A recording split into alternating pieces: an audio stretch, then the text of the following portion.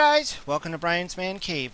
So today I'm looking at the VIC-20 might be making some kind of a comeback, and this was passed to me from a fellow fan of my show, Mr. Toon, who always likes to send me these things. You know, whenever he sees stuff like this in the news, he always likes to pass it on to me. And I thought this was kind of interesting. The VIC-20. Now there is the C64 Mini that already exists.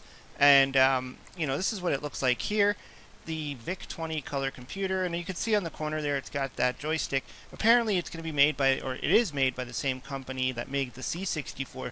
Now that's something I haven't actually picked up yet, was a C64. And then it's the C64 Mini, and then there's the C64 Maxi, which has a full working keyboard. And from what I understand from this, it's actually the VIC-20 now, and it's going to have the full working keyboard, which is really cool. I mean, and I was kind of wondering, like, is it really necessary? Could they have not worked the firmware or something like that to run VIC-20 games? Now, I'm not sure if the C64 can work VIC-20 games. I haven't actually looked into it, but just the thought that, you know, the Commodore 64 and the VIC-20, I mean, they were pretty much like designed one after another by the same company and used the same kind of shells and everything. So it's just the 64 obviously had a stronger or bigger processor. And then, of course, the library of games was different.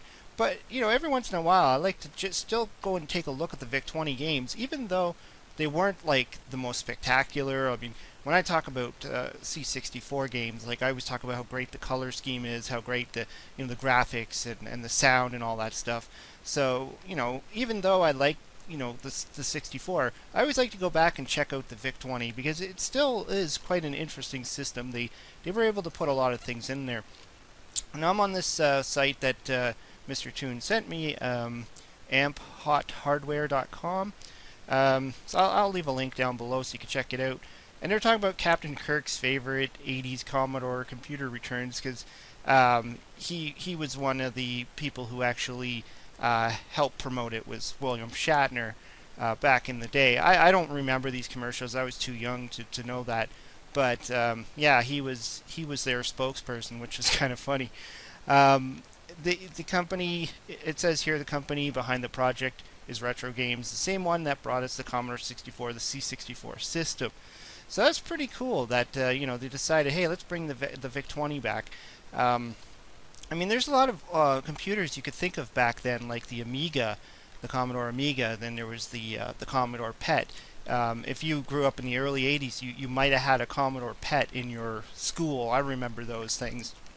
It was like a computer all-in-one with the green screen kind of thing, only green lettering and stuff. Like, it was very, very primitive compared to something like the VIC-20. But yeah, this will be interesting to see if this actually comes out. You know, I think so far it's saying down here it's in the UK. And you know, I'm not sure about the UK pricing scheme and all that stuff. And it looks like a launch for October, which is, you know, that's very close. So whether it's going to come here in North America at that price, and you know, if they're going to have it. But let's see here. The C64 games will be a mix of VIC-20 and Commodore 64 titles. So I guess it's going to have both 64 and VIC-20 titles, which is interesting too. But yeah, I just thought I'd do a little video and just kind of show this off, that, you know, this is something cool, and I like that they're, you know, progressing on these things. It's neat that to in 2020 to see something like the VIC-20 still here, still relevant. You know, other than, you know, people like me doing, you know, gameplay reviews or whatever like that, to actually see something on the shelf that actually says VIC-20. That'll be cool. Hopefully I can one day get an actual real VIC-20. I do have one, but it's dead. I don't know what's wrong with it. It died. It was like, I had it in the basement in a box. I went to hook it up and it was blank screen. So I guess one of the chips just went. I mean, the computer's old. It's, you know, it's almost as old as me. Anyways, yeah, that was my video for the VIC-20 color computer that's coming out. I just wanted to give a little bit of a, you know, show and tell and see what you think. Is this something you'd be interested in buying, or are you just going to stick with the C64 Mini or Maxi, or what? Or are you just going to emulate it on your computer? I'd like to hear your thoughts. Did you grow up with the VIC-20? I knew several people that did. Anyways, hope you liked the video. Leave some comments down below. Hope you subscribe. Talk to you later.